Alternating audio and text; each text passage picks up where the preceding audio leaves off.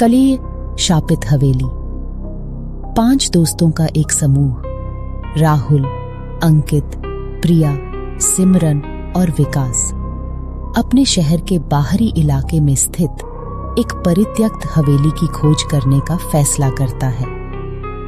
स्थानीय लोग इसकी भूतिया कहानियां सुनाते थे, लेकिन दोस्तों ने उन कहानियों को अंधविश्वास कहकर हंसी में उड़ा दिया।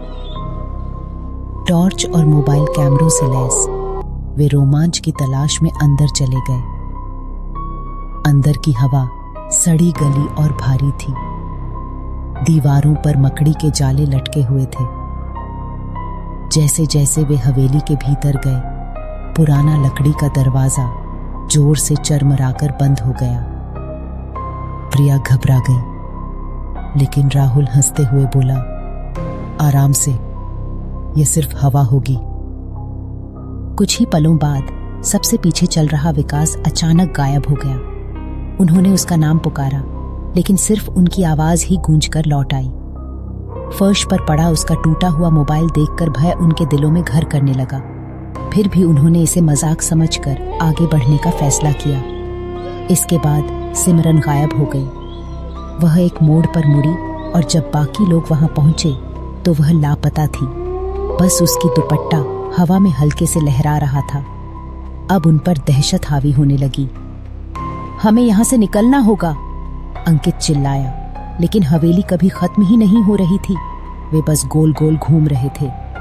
फिर प्रिया की चीख गूंजी।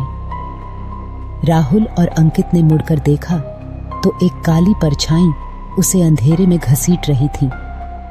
जाते जाते उसकी डरी हुई आंखें राहुल से मिलीं, फिर वह गायब हो गई। अब सिर्फ अंकित और राहुल बचे थे। वे भागे, उनकी सांसें तेज चल रही थीं। दरवाजे और खिड़कियां खुद ब खुद बंद हो चुकी थीं। तभी अंकित की घुटी हुई चीख निकली। राहुल ने देखा, एक कंकाल जैसी भूतिया हाथ ने अंकित की गर्दन पकड़ ली थी और उसे एक काले भंवर में खींच रही थी। राहुल ने उसे बचाने की कोशिश की, लेकिन अंकित भी चला गया। अब राहुल अकेला था। उसका दिल जोर से धड़क रहा था। एक ठंडी आवाज गूंजी, तुमने हमारे दुखों का मजाक उड़ाया, अब उसे महसूस करो। अंधेरे से एक भयावह आकृति प्रकट हुई। एक औरत जिसकी आंखें खोखली थीं और मुंह एक गूंगी चीख में खुला था। उसके सड़े गले हाथ राहुल की ओर बढ़े। राहुल घुटनों के बल गिर पड़ा। रोते हुए बोला, मुझे माफ कर दो, मेरा मकसद इस जगह का अपमान करना नहीं था। भूत ने उसके ऊपर झुककर फुसफुसाते हुए कहा, मरे हुए लोगों का मजाक कभी मत बनाना, यह उनका घर है। अगली बात जो राहुल को याद थी वह यह कि वह हवेली के बाहर पड़ा था। सूरज उग रहा था। उसके दोस्त हमेशा के लिए गायब हो चुके थे। गांव वालों ने उसे कांपते हुए पाया। उसके बाल डर से सफेद हो चुके थे।